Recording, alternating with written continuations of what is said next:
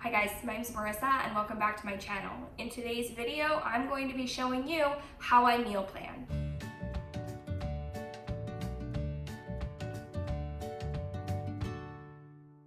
I have a family of 5 and we have a grocery budget that we stick to every month.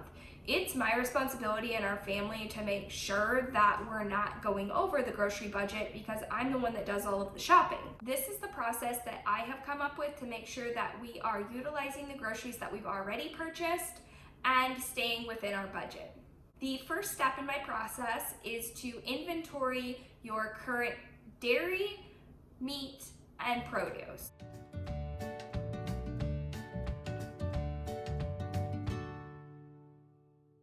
These are items that are going to expire, so we want to make sure that we are using them up prior to our next grocery shopping trip. So I will go through my refrigerator and my freezer before I do anything else and just take note of what I already have and how I need to utilize those items when determining my meal plan. I went ahead and wrote down everything that we already have on hand. So I know that we have deli meat, we have cheddar cheese, we have milk, we have almond milk. For produce, we have mushrooms, we have peppers, lettuce, a cucumber. And for meat, we have 2 packages of ground turkey, chicken legs, sausage, and a package of shrimp.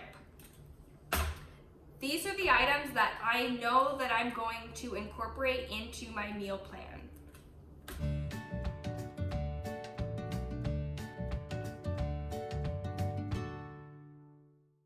The second step in my process is to write down my calendar. I grocery shop for 2 weeks at a time. So I'm going to write down the next 2 weeks that I need to plan for. I'm going to put the day of the week, the date, and then I'm going to go back in and fill in any plans that I know that we already have for the upcoming 2 weeks.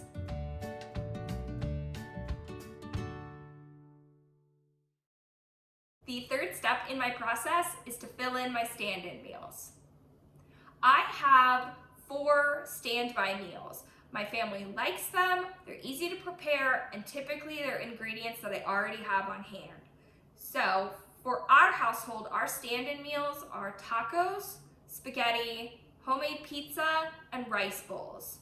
With our rice bowls, we'll typically add any leftover protein that we have, beans, cheddar cheese, hummus, cilantro, olives. Our family, we just spread everything out and they get to pick and choose what toppings they want on top of their rice.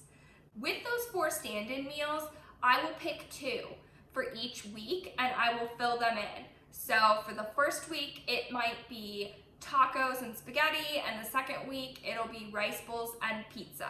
But those items, I don't even have to think about it. I just know that each week we're having 2 of those 4 different meals. My family doesn't get sick of them because they are on a rotation, so they're not eating those meals every week, but they are also items that my family likes. So I know that I'm not going to have to fight with my kids to eat dinner at least twice a week. In addition to the 4 stand-in meals, every week we have a leftover night on Saturday.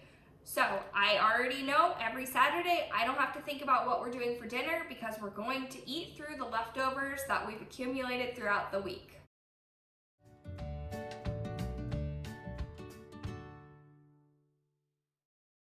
The fourth and final step in my process is to fill in the gaps. I already know that I have 2 stand-in meals, a leftover meal, and typically in my household, we at least have 1 night per week that we have something else going on and we're not going to be eating at home. So all I have to do is figure out 3 meals using my inventory. So I will go through and I will look at what I have on hand and utilize those items to create as many meals as possible. Anything that's left over that I'm needing to purchase, I'll just add to my grocery list and pick up from the store.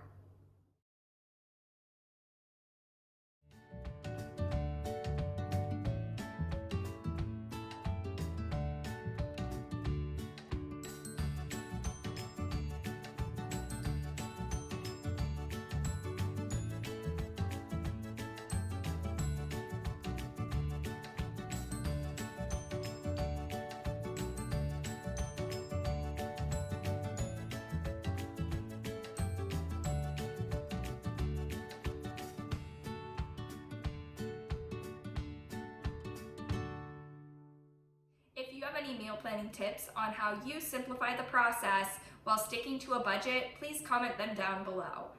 If you found this video helpful, please subscribe to my channel and turn on the bell notifications. Bye.